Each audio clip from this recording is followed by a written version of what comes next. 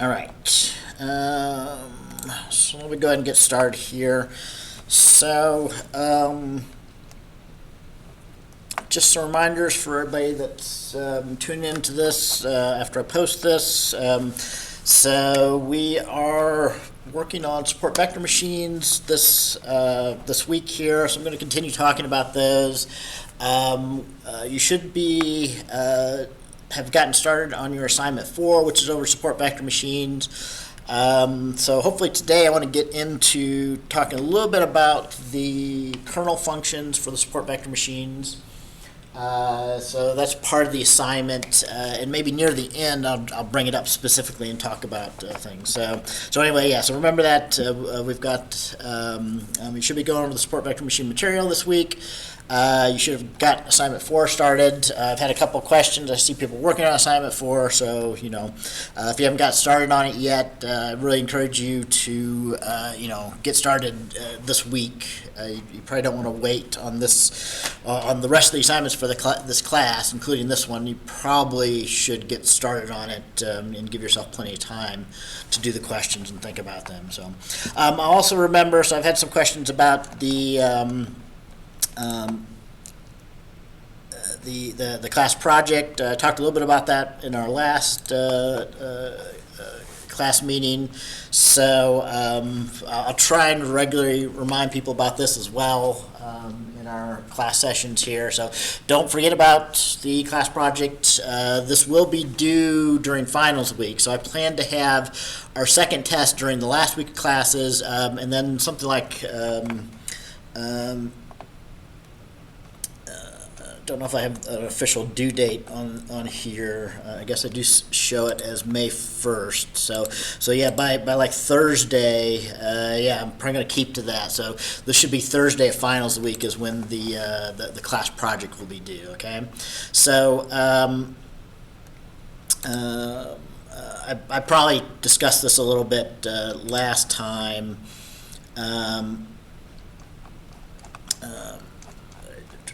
And we can talk about it some more. So, there's a couple of things I'll keep reminding you. So do try and make regular progress on your class project. Okay. So I haven't been checking too much yet, but you should try and make it a goal that you're looking at it and making a commit or two. I kind of think of it as a minimum that you're making a commit each week. For these last 5-6 weeks of the class here, So the idea is you really should set some time aside each week where you think about it, work on it, make progress on and not only make progress but demonstrate you've made progress by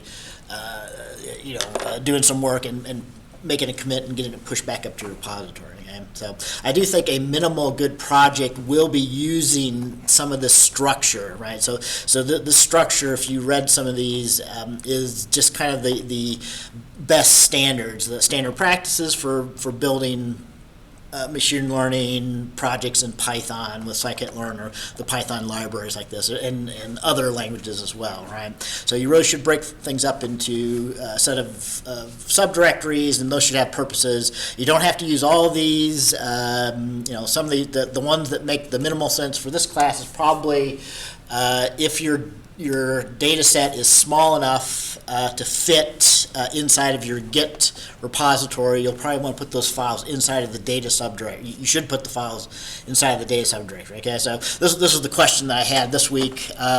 So I think most people for this class project will have a data file or a set of data files that's less than a megabyte or so, right? So that's probably small enough that you can just put it directly into your GitHub repository. So Git is not really meant to hold large data sets, so it's not a database, right? So whenever my dividing line right now is usually when I have data sets that are more than 10 megabytes or so. So once they start getting above a megabyte or two, it's not a good idea to have that much data inside of a Git repository on GitHub or some other Git service like that. So when that happens, you should probably move your data set into a data repository or into a database, and then at that point you'd probably want to put some scripts in order to download the data or initialize the project to get the data set up for you. But for most people, I think you'll just have your CSV files or whatever your format is for your data files will be in your data subdirectory. And you probably, for this class, you probably need to have more than one notebook to have a good class project. So you probably shouldn't call the subdirectory lectures, you should call it notebooks for your Jupyter IPython notebooks for this project here. So. And you can look at these others. So yeah, I think I discussed last time. Once you get into having multiple notebooks, you probably will find that there's some code that's common. So you should not just copy paste code and have multiple versions of code in lots of places. So once you have more than one copy of like a function or a piece of code, it really should be brought out and put into a function in like a source file or a module, and then reused from there. So, and then finally, I do mean to do this. I'm probably going to ask people to give a bit of a write-up for the class project. I'll probably just require you to put it in your README. So this will be something like a research report, but I won't make the requirements really big for it. But I probably will ask you to write up like an introduction, like a method section where you describe what you did, and a results section where each one should be a paragraph or two at least of describing what the work that you did. So keep that. I try and give some more details on that, but probably I'll ask you just to use your top level README to do that. So usually the README for your project should have information about how to actually use the project and set it up. So maybe so I'm maybe changing my mind here a little bit on the fly. Maybe I'll leave the top level README for what it's supposed to be, and ask you to maybe put like some sort of a markdown document inside of your docs subdirectory, which is like a research report write up, right?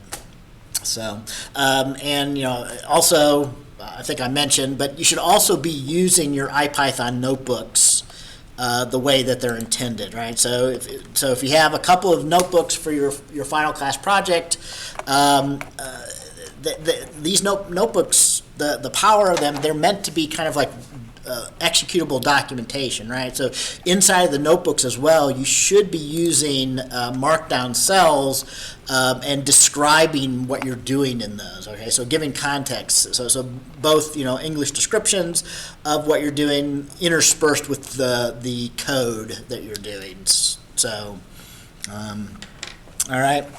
So I think that's all I'll say about the project again today, but I'll keep trying to remind people about that, keep trying to prompt you, to nag you to keep making progress on those and working on those. So,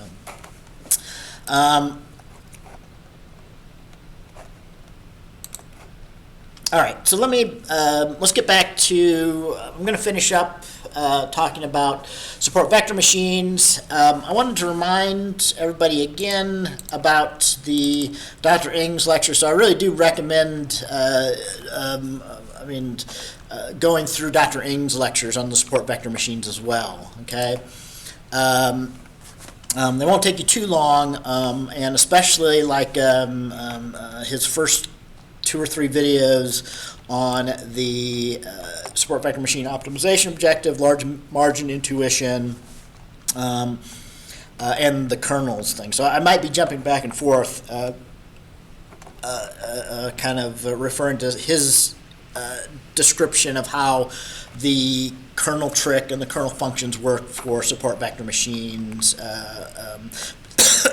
because part of our assignment, your assignment 4, is concentrating on using kernels, using a Gaussian kernel for for the assignment. Excuse me. All right, so in our last meeting, just to review a little bit. We got started on talking about the nonlinear support vector machine classification. So the way I started the introduction to this topic was we've done the same thing. You did this in the previous assignment where we were using polynomial features to fit a nonlinear regression function, okay? So that was your assignment 3, all right? So if you kind of understood what we were doing there, the same thing can be applied to support vector machines and many other machine learning mechanisms. So yeah, where we left off last time, we were starting to talk about how you would build a nonlinear classifier in the same way that we've done before. So by defining a set of polynomial features, you can transform the same fitness functions, your cost functions, for logistic regression and also for the support vector machine. You can transform those into for classification into fitting a nonlinear decision boundary. So you can do that by adding polynomial features. So what I was going to start talking about today was a slightly different approach to that, but it's really kind of the same idea. So using these idea of kernel functions in support vector machines. Let me jump over to Dr. Ng's, to my slides with Dr. Ng's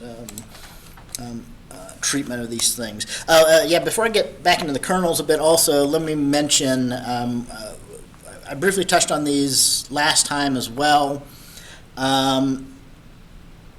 but a couple of things to keep in mind for the support vector machines is that it's really a relatively small tweak that we're doing to the cost function in order to get the large margin classifier. Okay, so I showed this a little bit last time. The fitness function that we use for logistic regression that we showed before is given kind of here. So all we're doing for the support vector machine, the main difference is just modifying this cost function. Okay, so instead of taking the sigmoid, so the hypothesis in the regular logistic regression is just the sigmoid function, where you take the transpose of theta times the input, raise that to e. Right, and you get this sigmoid shape here. I guess I don't have it on here,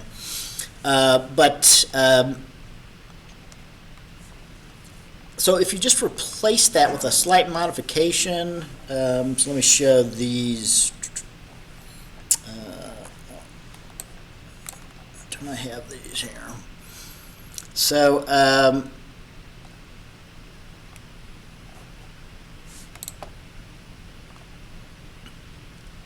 Don't know why my plots didn't come out for these. Let me rerun this here in just a second. So,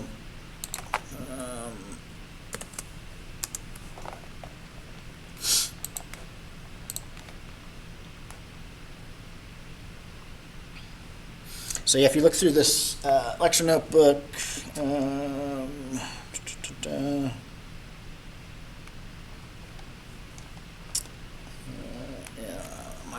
plots aren't coming out here for these. I wonder why.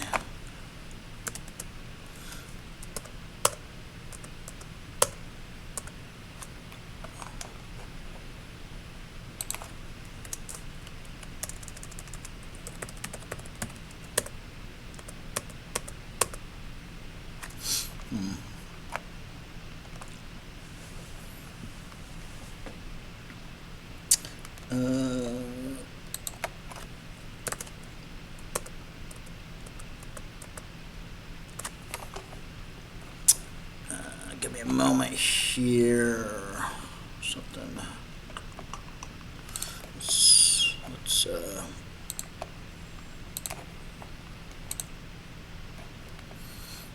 save that. Let's restart my Jupyter Jupyter Lab here.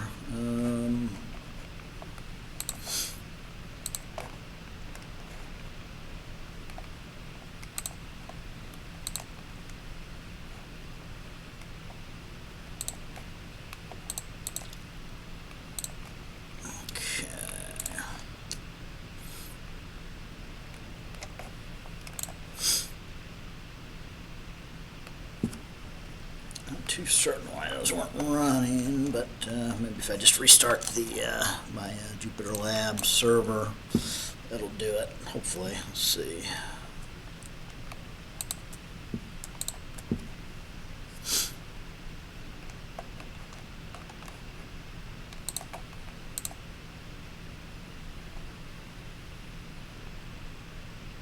There we go. Yeah, don't know what was the issue there. So. Usually if you put in the magic for the matplotlib inline is all you need to do. I don't know if anybody ever had a similar issue. So anyway, yeah, so I did have plots for, this was our sigmoid that we were using for the cost function for the logistic regression. So I did want to mention kind of again, so if you look at the replacement for the cost function, we're replacing it with a piecewise function when we do a support vector machine, right? So it approximates the shape here, but it's basically so when y is 1, we're going to give a 0 cost whenever the result of the theta. Z here is the theta is when we're multiplying our parameters times some particular sample, right? So when the label is 1, this was our cost function before for logistic regression. So we're replacing it with this piecewise function. So, I mean, and it approximates that. You don't have to really worry about the slope of this, but it's really linear. So when theta times x is bigger than 1, you just get a cost of 0. Right? It just clamps it out there. And when it's less than 1, it'll increasingly get bigger and bigger cost. Right? So again, it's the same idea. And it's a good cost function in the sense that you do want it to be when we're predicting 1, if it is giving 1 as the prediction, so again, anything above 0.5 will actually, when you threshold it, will actually come out as a 1 prediction here. But so you want to give it a 0 cost whenever it's correctly predicting, right? So anyway, and of course you can do the same thing for the case where y is 0.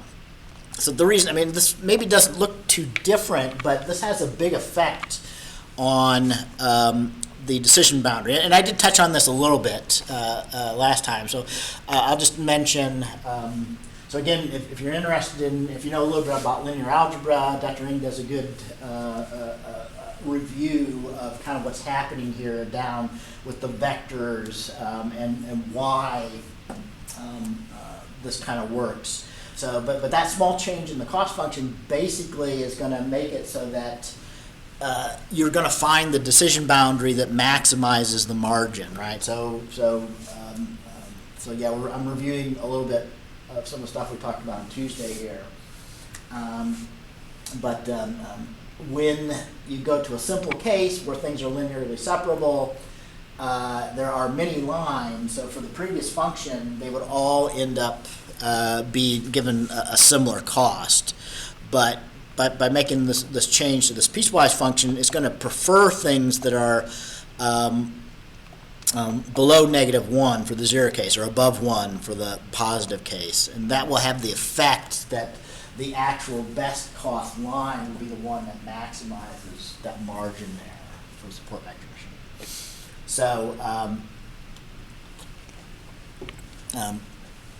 So with that small change, we can get these. And the support vector machines do work better. They're usually better classifiers than just straightforward logistic regression because of this small change.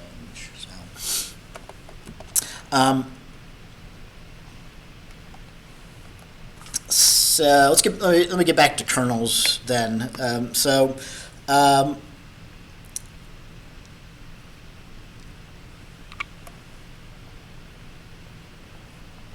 yeah, where we left off last time, we were looking at what we've done before to calculate the polynomial features. Okay, so I'll continue with kind of some pictures from Dr. Ng's lectures here.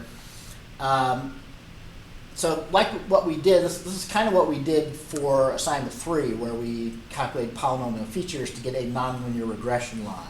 Okay, do the same thing here. So if we have two features, x1 and x2, we can calculate the up to the degree 2 features would look something like this. So from the two features, x1 and x2, we would end up with 5 or 6 features in this case.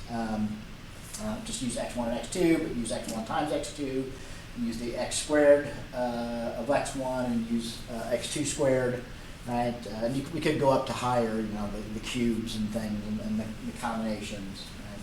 But if we just go up to the second powers, we'd have 5 different features here. So we could rename those. So we could give a new nomenclature for each of those, like F1, this first feature. Think of that as just the intercept term as our feature 0. So we've now got 5 features where we had 2 features before. Right? Feature 1, 2, 3, 4, and 5. Where, like for example, feature 5 is just the x2 squared, and feature 4 is just x1 squared.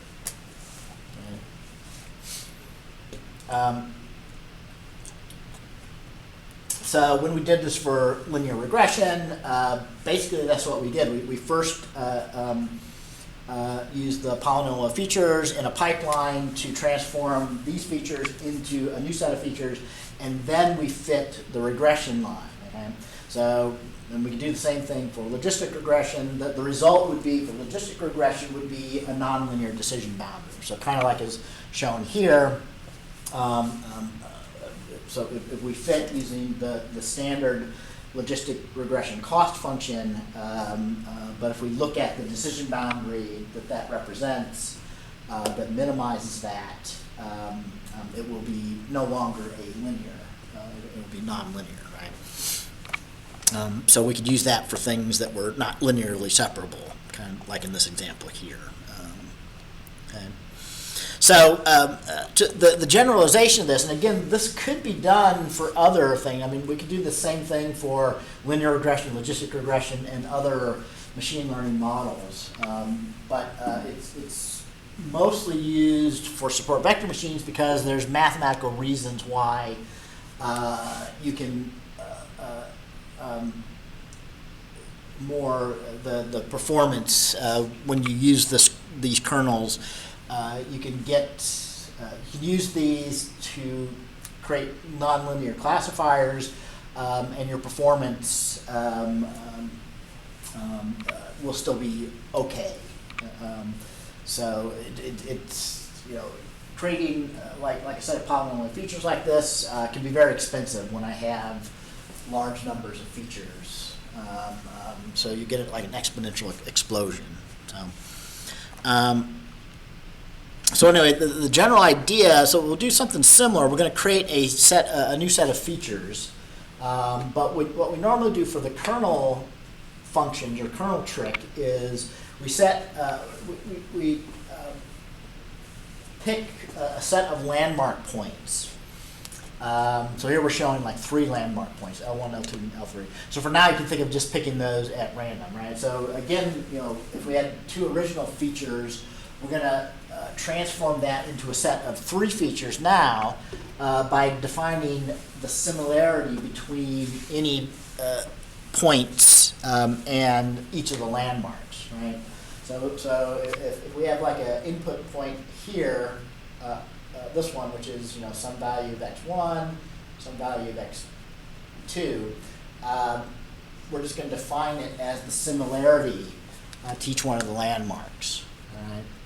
So instead of transforming it as some polynomial combinations, we define this one. So, and you can define, the kernel function different ways. So there's different kernel functions. This is the Gaussian kernel that we're going to be using for our assignment 4. So it's really a Gaussian function. But this really comes down to is just the distance.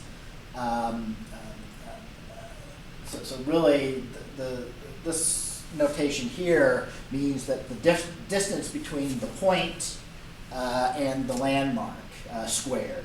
So we find the Euclidean distance and we square it. And if you take the exponential of the negative of that, what you'll get is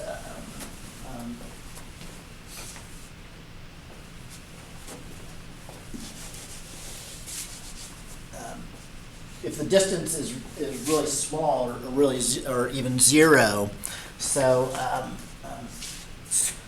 so if x is exactly where like landmark 1 is, the distance between x and landmark 1 will be 0. So the exponential of 0 is basically 1. Right? So this Gaussian kernel function ranges from 0 to 1. So 1 similarity means exactly the same point. The further of the way away you are, the larger this distance will be, and the negative of a big number gets closer and closer to 0. Right? So a point really far away from a landmark will get closer and closer to be effectively 0, the further the distance is. Right?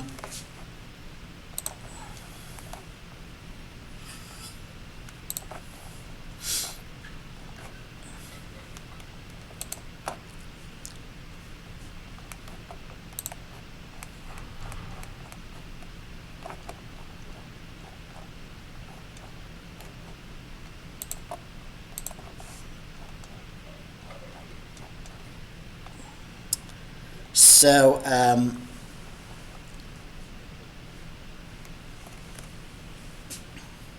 if we, so I wanted to show this a little bit because you have to be doing some similar things on the assignment. So again, here we're using the same Gaussian similarity function. Okay, so this is known as like a Gaussian radial basis function. That's what RBF stands for here. And I'll get back to this other parameter, right? I'll say this right now because we get into this a little bit on assignment 4. So in some versions of the Gaussian RBF function, radial basis function, this is parameterized by using a gamma times that distance. Okay. Whereas in others, so Dr. Ng's videos, he shows this I'm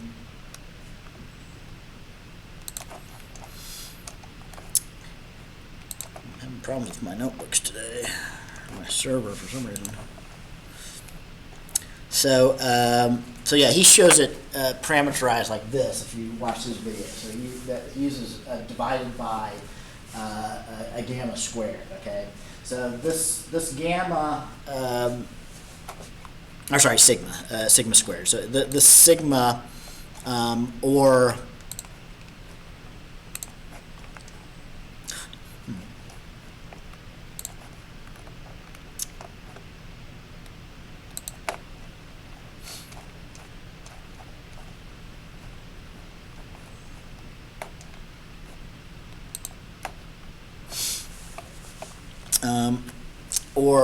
gamma, it's just a way of parameterizing this. So what I'll show it here on my other class notebook is basically if we're using gamma, if you're multiplying it by the distance, what you'll get here is so we're plotting this twice here. So for the first one in green, we have a large gamma. So we're multiplying the distance between the 2 points by a large value here. So when it's large, for gamma, it will make the similarity much more pointed, I guess you might say. So in this case, we're calculating the similarity of just a single feature x1 where the landmark is at -2. So when it's -2, we get a similarity of 0. But the further away that we get from -2, the smaller it gets. But so for a large gamma, so for this one, we have a gamma of 5. So we're using a very big parameter for that. But that makes it just very narrow. Right? So, or another way of saying is that the similarity quickly falls off. So once you get to just a length or distance of 1 away, you're pretty much down to 0 at that point for this one.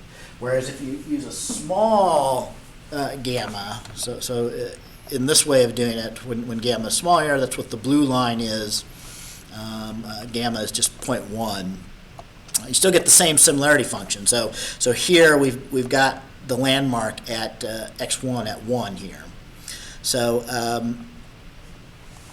so we're still 1 where the landmark is, but it takes a much further distance with a really small gamma to get to 0 here. So we're still, on the figure, we're still close to 0.1 when we're a distance of 5 away over here, right? So that just affects the shape of it, right? And I guess every time I do this, I have to reload this for some reason.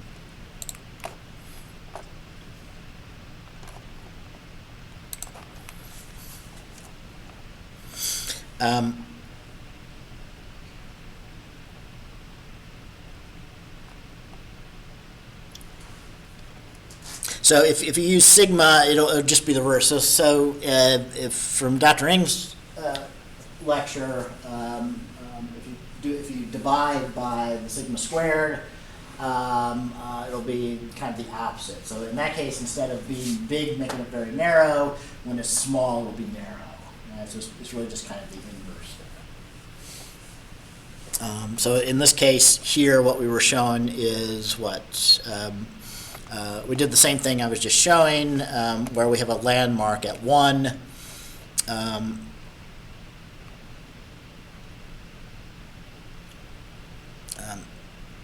Sorry, where we have a landmark at 2 here, and we give a sigma of 1.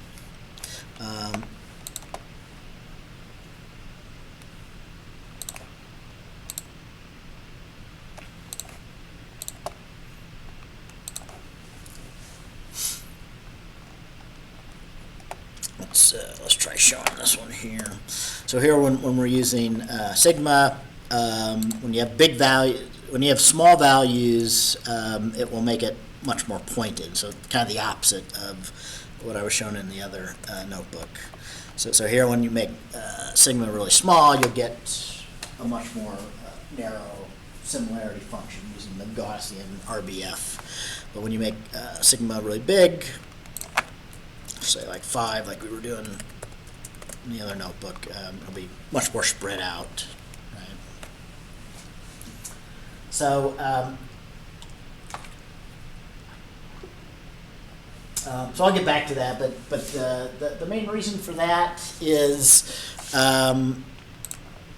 I showed it in this other notebook.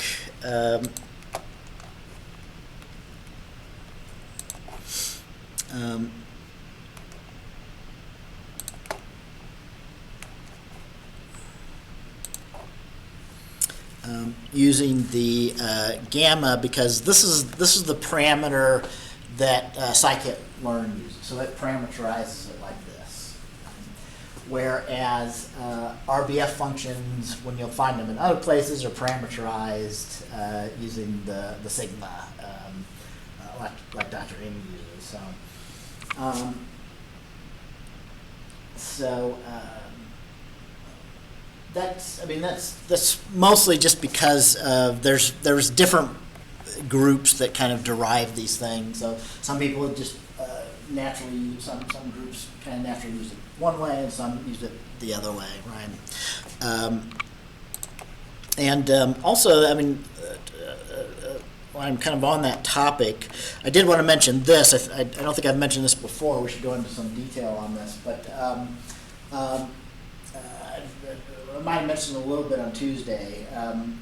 There is also a difference in the way that the regularization parameter is usually specified for support vector machines versus for logistic regression and regularization in other contexts. So the people that developed support vector machines, they defined a parameter called C, which is when we use scikit-learn, you have to specify C to modify the amount of regularization that you use, more or less, when fitting a support vector machine.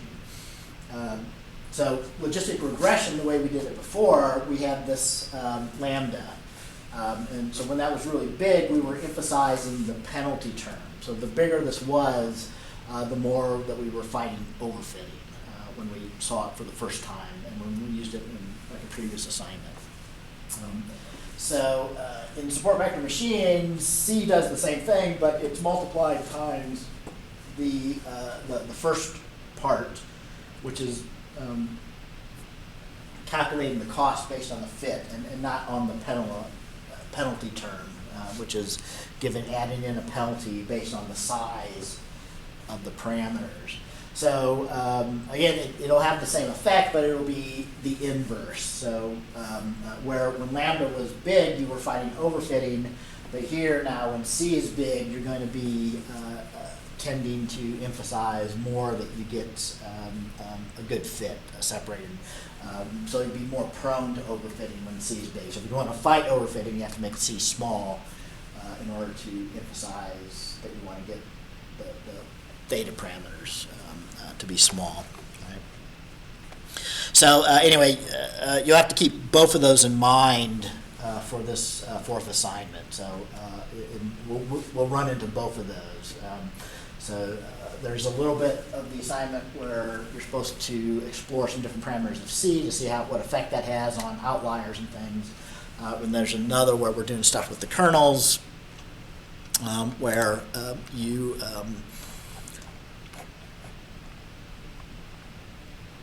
need to keep in mind that the relationship between the sigma and the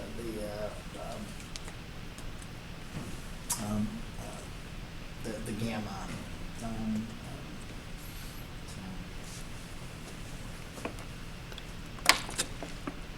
Okay, so let me get back to this. So kind of the last thing that I wanted to mention then was how this kind of works in practice for support vector machines, or in general, whenever we're using this kernel method to transform into a new set of features, so we can get a nonlinear decision boundary or a nonlinear regression line.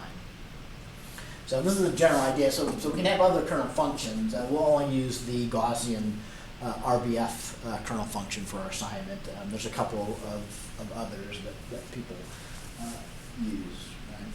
So and for the first thing, you can just think of picking a set of landmarks at random. So like this, we picked 3 landmarks at random, and then so all of your inputs then we would transform from the 2 original features into a set of 3 now similarities, or 3 kernel function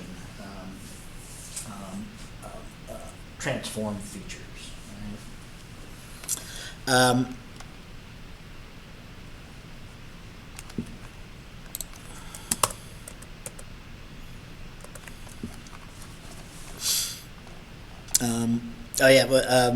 If you watch Dr. Ng's videos, so the simplest case is where we have a single feature in order to see the effect of transforming that, of setting that other parameter on the kind of the width of the similarity.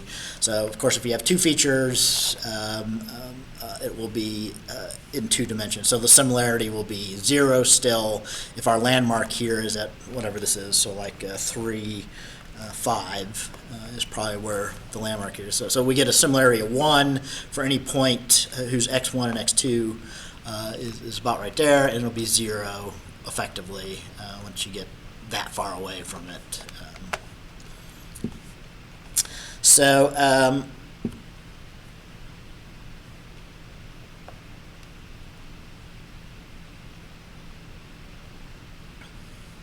Oh yeah, so to summarize that, this is some of the stuff that I was trying to talk about.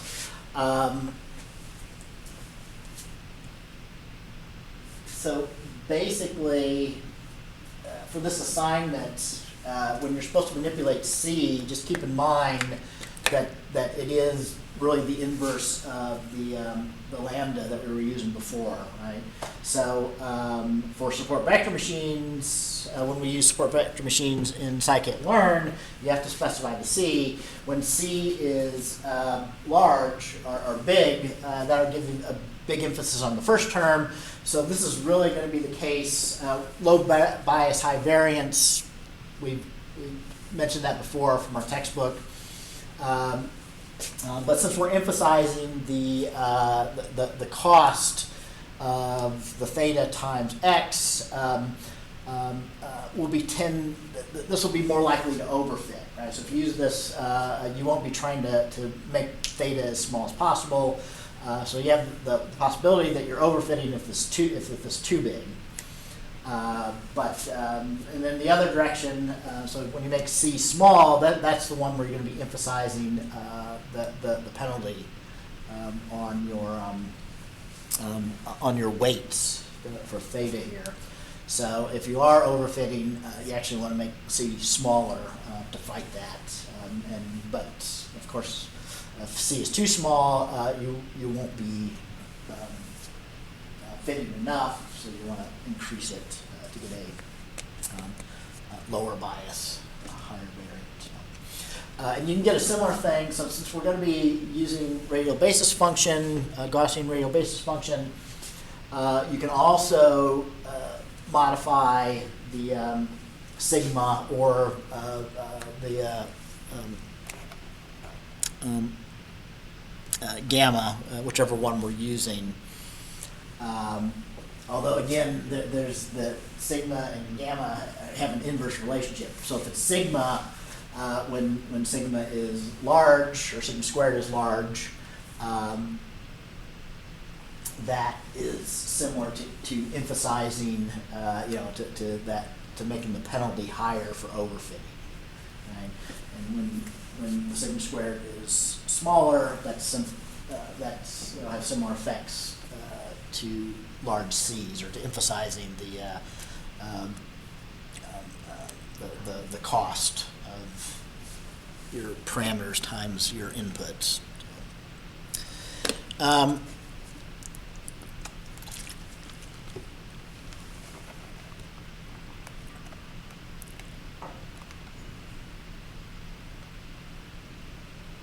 Okay.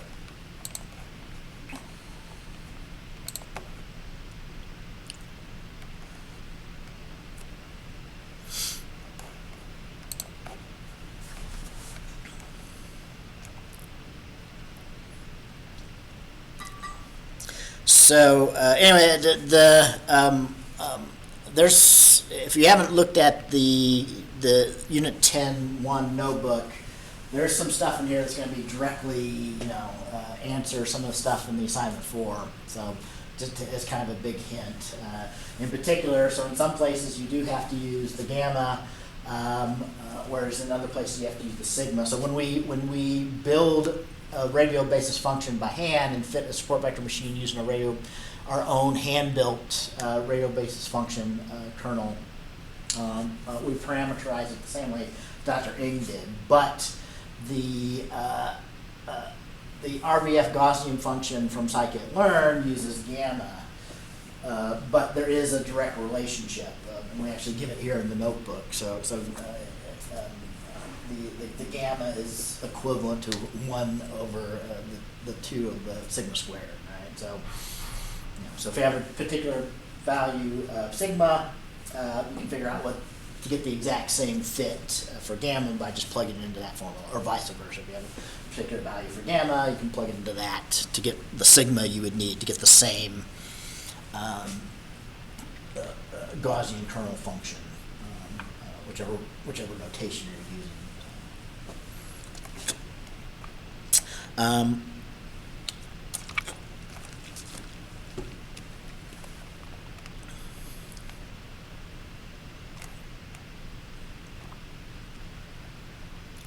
So there's more examples of how this works in practice.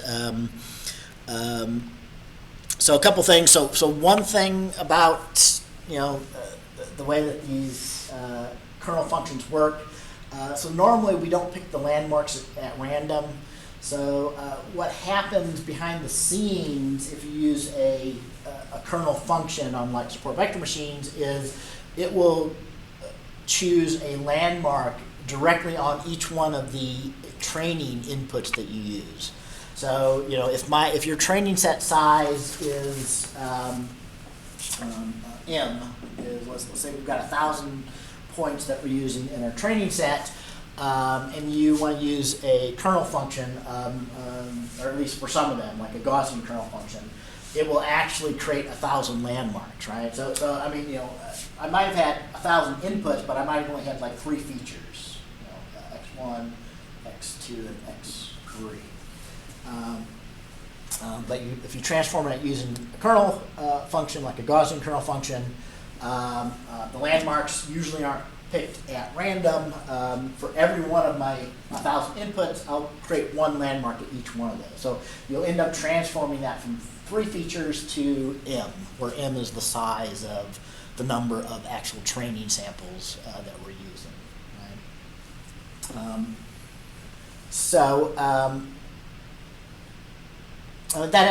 That's again. So that means that if I want to use kernel functions, they only grow linearly in the size of the training data that you use, right?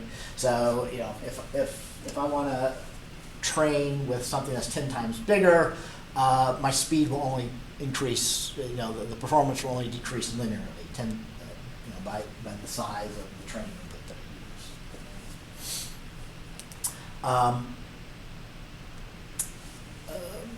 use. So this one here is just kind of trying to show again how this works to transform, right? So again, if we have some data that's not linearly separable, this example was just using a single feature x. Right. So x1 had values, but we wanted these values to be, let's say, 0 is the blue, and these to be 1. Right. So with the single feature, we have no linear decision boundary that would give us a good result on that. The best we can do is get all of these right and get 2 right, but get 2 wrong, or say if we had a decision boundary over there.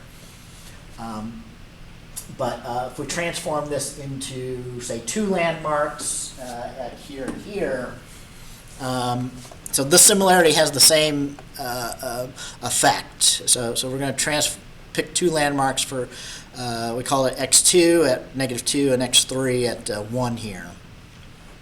And we calculate the similarity between all these points. So now when we had 1 feature before, we've now got 2 landmarks. We're going to transform that into 2 kernel features, which is what this code is showing here, right?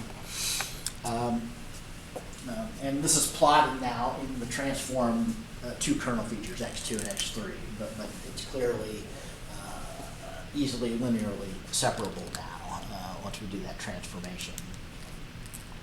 And that typically tends to be the case, right? When we do a transformation with similarities like that, it's really a nonlinear transformation. So the kernel functions usually have to be not some kind of nonlinear function. And then so problems that are not linearly separable on the original set of features will tend to be much more likely to be separable. Again, they might not be completely, but it'll be better once you transform using a kernel like the Gaussian kernel, like we were doing here, right?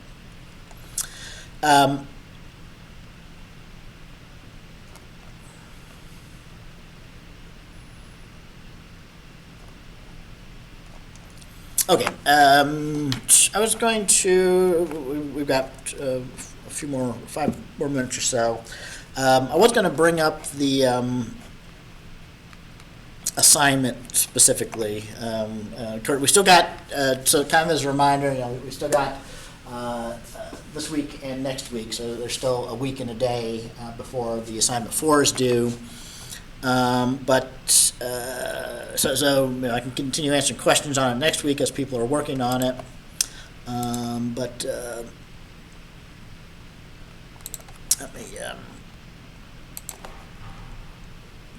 Let me just look at the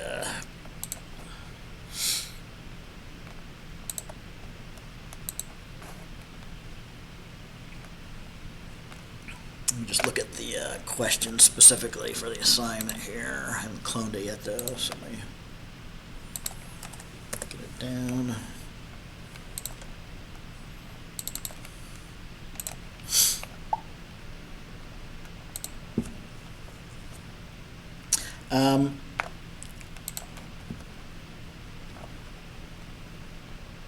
So yeah, as I mentioned at the top of the start of the class here today, if you haven't got started on this, I would recommend most people, especially these last 3 or 4 assignments for the class, you should give yourself more time than 1 day or so to work on these and think about these.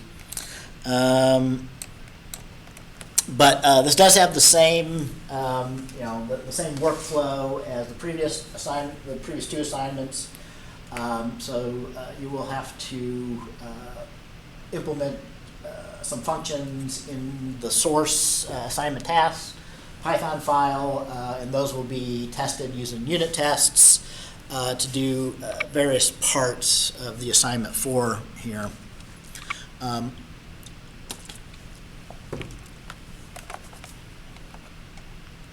So I should have done that ahead of time, so it'll take a little bit of time for the container to be created. I'll just look at the notebook on GitHub here real quickly so I can bring it up.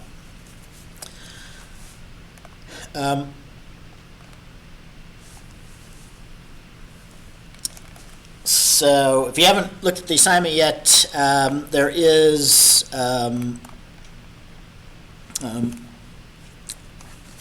a kind of a first task broken up into 3 or 4 subtasks, 3 subtasks, which is sort of a kind of a warm up.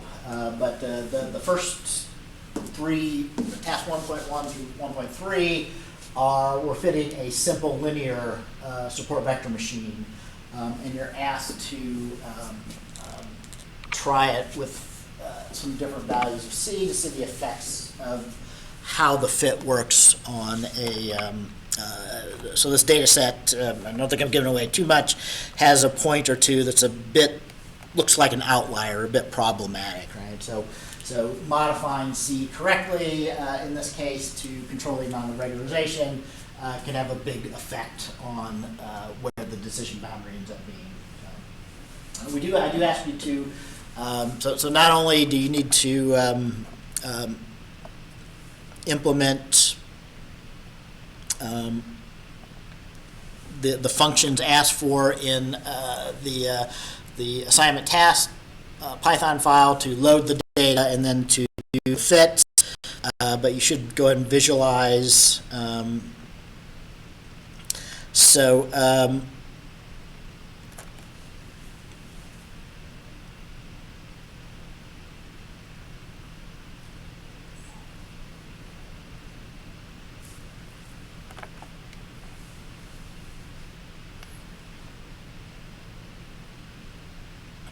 So for this first one here, I just wanted to check here. So when you actually fit a support vector machine, yeah, I do ask you to visualize the decision boundary being made. Again, do this by hand.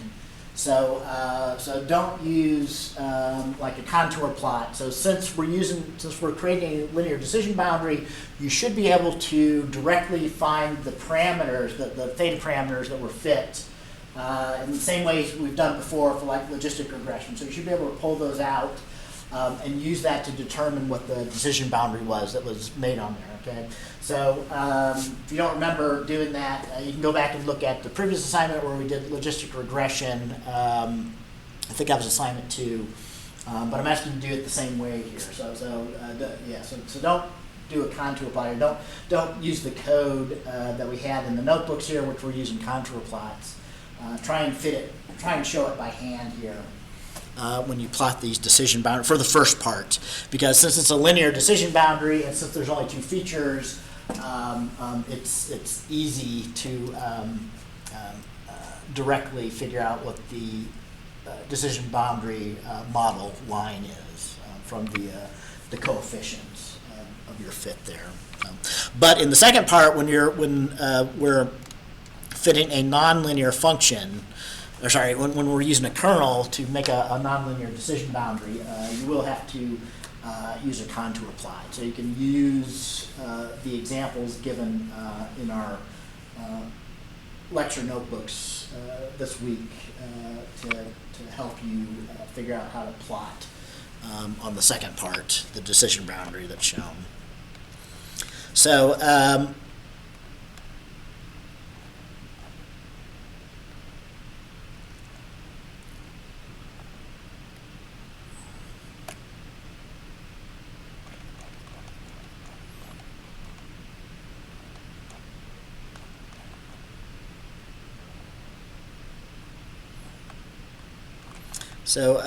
I called it task 2. So I do ask you to just, first of all, straight up fit the data set that we're going to use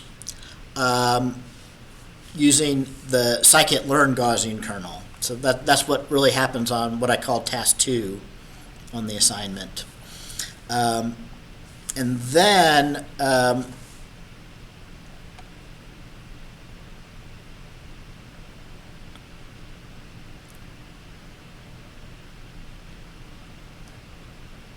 on task 3, I kind of have you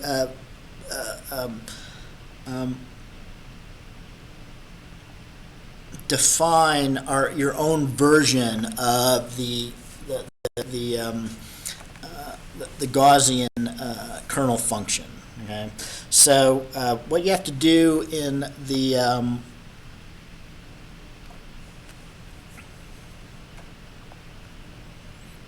after you load the data,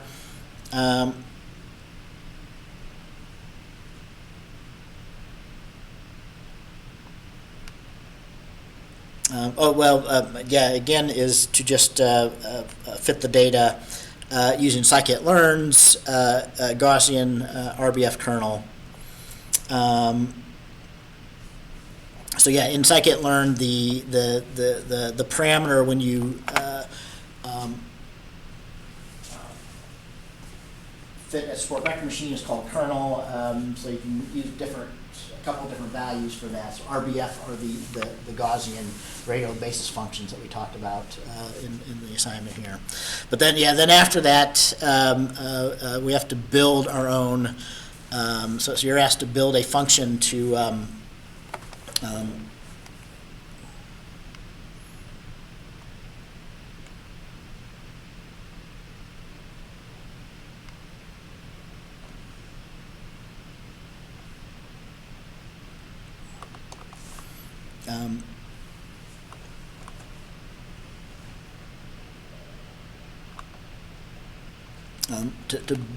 to build the Gaussian kernel by hand here. I must have skipped over it, but one of the tasks is you do have to actually write this Gaussian kernel function. Although this shouldn't be too difficult because it's very similar to some of the functions that we had to calculate a Gaussian kernel in the lecture notebooks. This is supposed to be calculating the similarity between 2 different vectors, xi and xj here, and parameterized by, so we're using sigma here, the same one, the way that Dr. Ng's videos did it. Okay, so we're kind of out of time for today. I could say some more about the assignment, but we still got next week, so I'll go ahead and stop the session here for today. So do get working on the assignment 4. If you haven't started on it, let me know if you have questions on it. We'll go into a little bit more details about, especially the second part next week, and see if people have questions on it. So, all right, that's it. Let's go ahead and end it there.